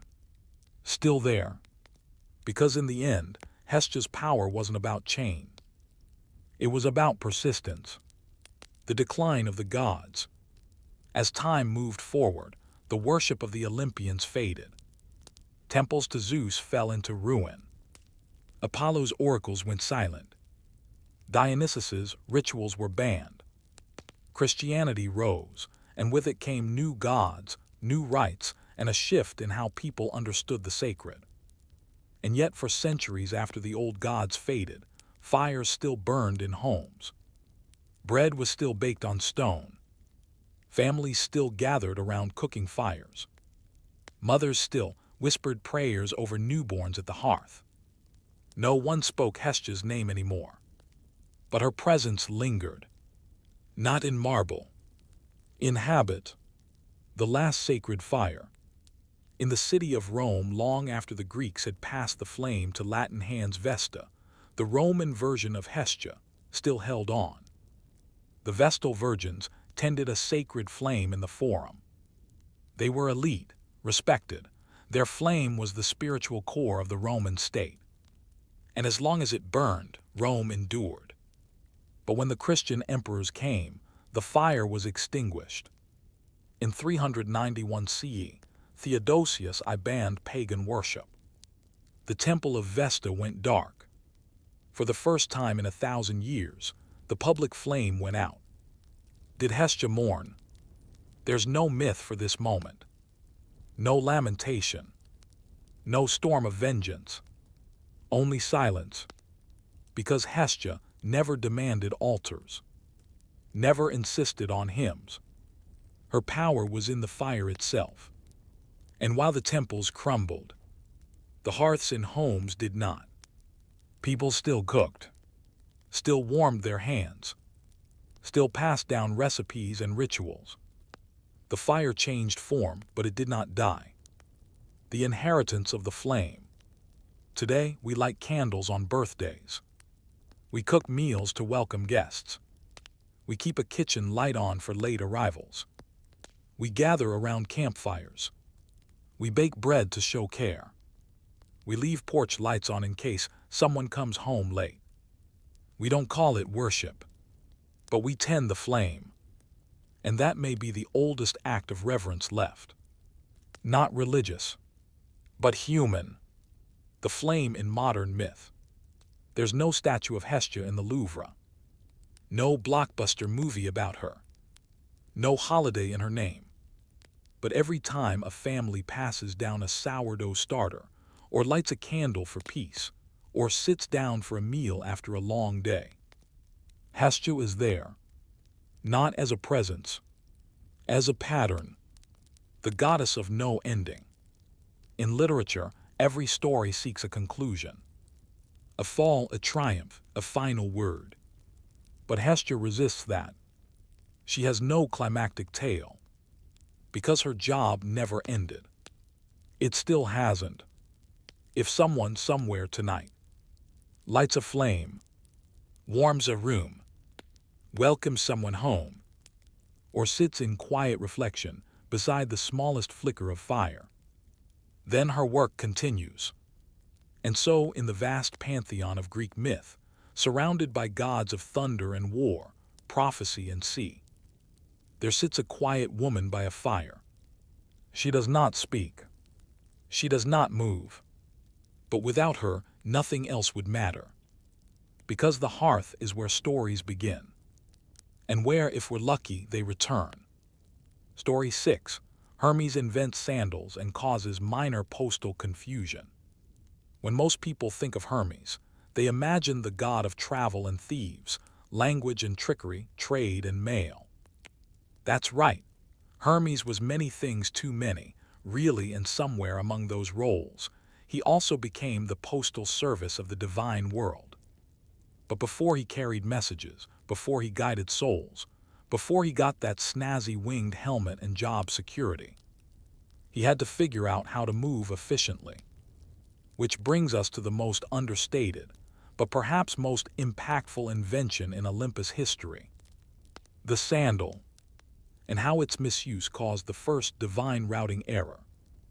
A child god with too much time, Hermes was born to Maia, a quiet, cave-dwelling nymph, and Zeus, the ever-prolific father of half Olympus. On the very day of his birth, Hermes did what most infants don't: crawled out of his cradle, found a tortoise, invented the lyre using its shell and sheep gut, stole Apollo's cattle, covered his tracks, returned home and pretended to be asleep, all before sunset. And yet, for all his chaos and cleverness, Hermes had a problem. He wasn't fast enough. Sure, he could walk, he could sneak, he could trick and charm. But Olympus was big, the earth was bigger, and divine errands were beginning to pile up. You can only charm your way out of being late so many times. He needed footwear. The first sandals. Hermes was not a craftsman. That was Hephaestus's domain. But Hermes was practical. He observed mortals wearing sandals, flat, strapped designs made from leather. But they were clumsy, heavy, often falling apart. So Hermes, at age 3 or thereabouts, mythologically speaking, made improvements. Straps that wrapped securely around the ankle. A thin sole that allowed quick pivots. Lightweight materials enchanted to absorb shock. Quiet tread for sneaking. And most famously, he attached small wings. Not large enough for full flight. Just enough to lift each step, reduce effort, and increase speed. The result: the first winged sandals. Simple, subtle, game-changing. The problem with wings: Hermes was thrilled. He could now run errands, steal cattle, and charm nymphs without exhausting himself. The sandals responded to thought. They even adapted to terrain. But then the messages started. Zeus, seeing Hermes darting across seas and rivers, decided the boy was underutilized. Fast, clever, discreet, he said, he'll do nicely. And thus, Hermes became the messenger of the gods. He was given a caduceus staff, a golden helmet, a divine delivery bag. He accepted. Of course he did. But the system, it wasn't ready. The divine messaging network. Until Hermes, gods had communicated through dreams, prophets, sudden signs, lightning, flocks of birds, plagues. Intermediaries, usually inconvenient satyrs. It was imprecise. Zeus wanted efficiency. Hermes promised it. He set up routes. Olympus to Delphi, Hades to Mount Ida, Troy to Thebes. He learned the terrain, studied clouds, timed the wind. But most of all, he trusted his sandals. And for a while it worked. The first misdelivery. It began with a simple note from Hera to Demeter. Cease drought, sincerely Hera. Hermes took it, flew, landed in Arcadia, handed it off. Except it was Demeter. It was a shepherd named Demes, dozing under a fig tree. The sandals had guided him to the closest phonetic match. Demes, confused, read the message, nodded solemnly, and promptly built a small shrine from sheep bones and dirt. The real Demeter never received the request. The drought continued. Bugs in the system. Over the next week, errors multiplied. A declaration of war was delivered to a fisherman in Naxos. An ode meant for Apollo reached a confused goat. Persephone received 2 copies of the same winter decree, both conflicting. The problem: sandals aren't conscious. They respond to intent, not clarity. Hermes was thinking Hera to Demeter, but hadn't specified which Demeter, or where, or verified that mortals with similar names wouldn't qualify. His sandals took the path of least resistance. They were efficient, but not intelligent. A meeting with the admin. Hermes was summoned to Olympus. Zeus frowned, Athena brought maps. Apollo brought a lyre and played a passive-aggressive melody in the background. Hermes defended himself. I made a working message network in under a week. Zeus countered. You've caused 6 miscommunications, 2 curses, and a minor cult. The verdict: keep the job. Fix the sandals. The patch. Hermes worked with Hephaestus reluctantly. They added. Location locking. Specify the actual recipient. Error reporting. Sandals would buzz faintly upon incorrect delivery. Message verification runes. Early encryption. Hermes also started logging routes, writing down destinations, names, coordinates. The divine mail system became functional. Not flawless, but manageable. But it all began with a pair of sandals and a child who refused to walk slowly. So when you see statues of Hermes with those winged feet, you're not just looking at the god of messengers. You're looking at the first postal engineer. But how long could a network run on one god's speed? And what happens when the messenger starts to enjoy the misdirection? The delivery system was running smoothly now, or at least as smoothly as any system built by a trickster god wearing magical footwear could. Hermes had routed paths from Olympus to every corner of Greece and beyond. Requests, commands, declarations, oaths, poetic threats all now carried across the wind with speed and charm. But with speed came something else. Influence. Because when one god controls all the messages, it becomes increasingly difficult to separate the messenger from the message. And Hermes, he began to notice. The man in the middle. At first, Hermes did only what he was told. Deliver this. Whisper that. Send this plague, fetch that soul. But as more and more of Olympus relied on him, a strange new kind of power emerged: informational authority.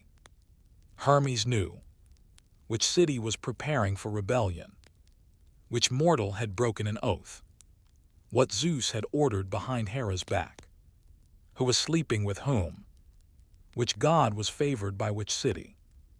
And sometimes he knew these things before the others did. That kind of knowledge, it was dangerous. So Hermes did what any self-aware, self-interested divine postman would do. He edited, not in major ways. At first, just enough to clarify, or protect, or redirect. The first rewritten letter. Ares had written a decree to a Spartan general. Victory must be absolute, no prisoners. Hermes, upon reading the scroll, frowned. He'd seen the general's son on a recent visit to Delphi, young, bright-eyed, hopping to survive his first battle. He paused, rewrote the last line. Victory must be absolute, limit civilian casualties, glory lies in discipline. He sealed the scroll with Ares wax. Delivered it. No one noticed. The general obeyed. Ares received news of a disciplined battle, commended his general, and promptly forgot the original wording. Hermes had changed a war. Just a little. The temptation of curation. From there the line blurred. He didn't fabricate. He curated. He became the editor-in-chief of Olympus. When Aphrodite sent flirtations, he trimmed the too revealing ones. When Zeus's decrees ran too long, he summarized them for clarity. When mortals sent prayers, he sometimes combined similar ones into a single memo. No one complained. In fact, they thanked him. You've made it easier, Athena said once, more efficient. What she didn't realize was that he was shaping narratives now. He wasn't just the messenger. He was the lens. Divine memos and mixed messages. Eventually, a problem emerged. Hermes was juggling too many threads, too many side arrangements, too many rewritten messages. And so, inevitably, the messages began to conflict. Apollo received a diplomatic proposal that Athena never sent. Hera was told that Zeus had agreed to a fasting ritual he had not. Demeter received condolences for a drought she hadn't caused. The gods began to suspect something. "Did you actually say this?" they asked each other.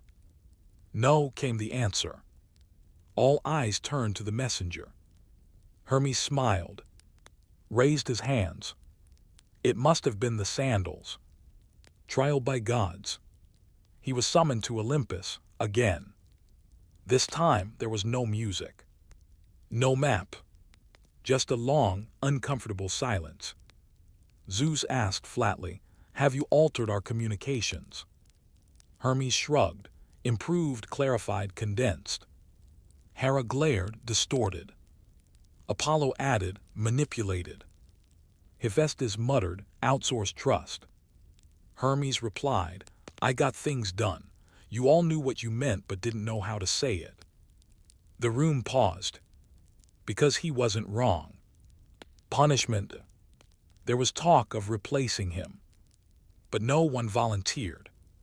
No god wanted to fly over endless seas, whisper through keyholes, memorize names and languages, dodge curses, and still arrive on time.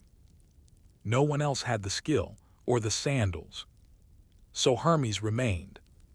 But under conditions. No unauthorized edits. Every message logged in triplicate, Athena's idea. Random audits by the fates. A new role created, clerk of divine messages, a bored dryad named Alcea, very punctual. Hermes agreed. He even smiled. Because the truth was he liked being caught, it added spice. And even with oversight, he was still the fastest, still the most trusted, still the one they all came to in the end. A network built on trust. The irony was not lost on him. The god of thieves had been made the god of communication. A trickster now entrusted with divine truth. And somehow it worked. Because Hermes understood something no other god did. It's not the message that matters. It's how it moves. But how long can the divine world rest on the word of a god who finds mischief in every margin? And if the messenger controls the story, is he still delivering truth? Or writing it? As Hermes, sandals continued to kick up divine dust across the mountains and islands of Greece, something peculiar began to happen. The world, vast, chaotic, and seemingly unknowable, began to feel smaller. Not geographically, of course. Not even politically. But connected. Because once messages could move freely, predictably, and quickly, so could ideas. And once ideas moved, they did not stop. More than a messenger. By this point, Hermes wasn't just carrying scrolls between gods. He was doing things no one had done before. Interpreting dreams and planting them in sleeping minds. Guiding the souls of the dead to the underworld. Whispering schemes to clever kings. Translating the babble of early dialects into mutual understanding. Sneaking inspiration into poets' ears. Delivering ambiguous oracles when Apollo was too proud to admit he didn't know the answer. In short, Hermes had become the god of information. But not information as static, sacred truth. Information in motion. Living, adapting, reaching the ears that needed it most or sometimes least. And for better or worse, the world would never again be the same. Letters and lies. It's tempting to believe that faster communication always leads to truth. But Hermes knew otherwise. He watched mortals and gods twist words, sometimes for good, sometimes not. He carried declarations of war disguised as peace offerings. He delivered apologies that sounded like threats. He watched mortals use his system to manipulate trade, politics, love. And he allowed it. Because movement, he believed, was more important than purity. Let the words fly, he once told Athena. What people do with them is their burden. Athena, naturally, did not agree. But she couldn't argue the outcome. Greece was changing. Ideas were moving faster than armies. A world in motion. With Hermes' network established, merchants could negotiate trade from Delphi to Ephesus. Generals coordinated battles across island chains. Scholars corresponded without ever meeting. Philosophers debated through messengers. Lovers sent poems laced with longing across mountain passes. In the taverns of Corinth, sailors shared rumors that originated from dozens of ports. On the shores of Ionia, builders constructed temples based on patterns described in letters from Athens. The gods, once slow-moving forces, now responded quickly to crises, blessings, rituals. And through it all Hermes ran. The weight of it.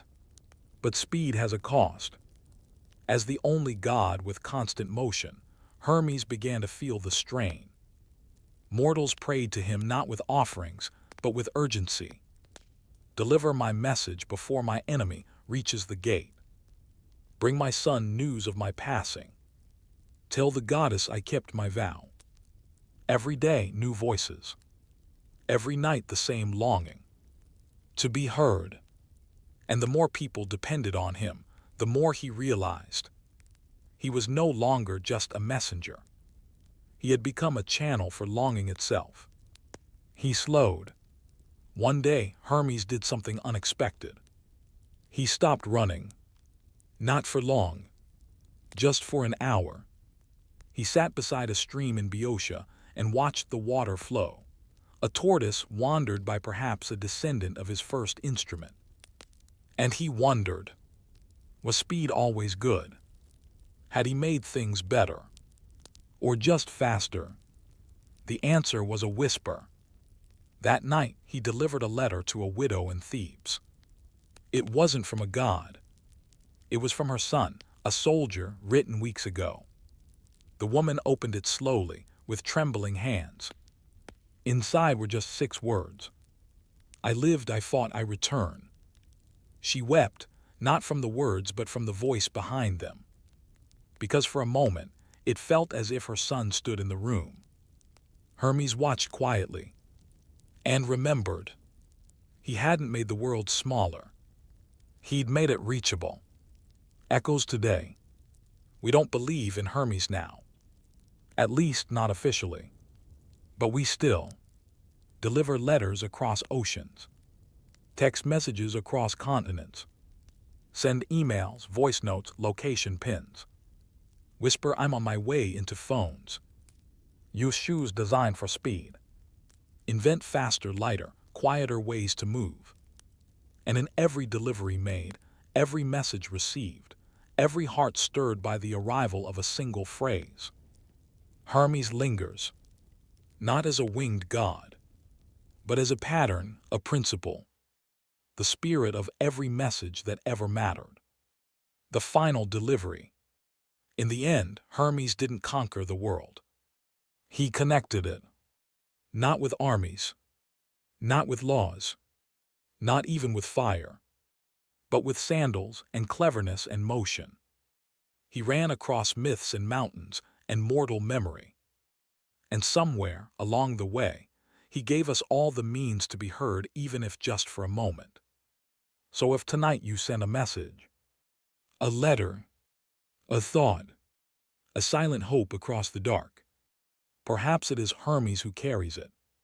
Still running, still smiling, still listening.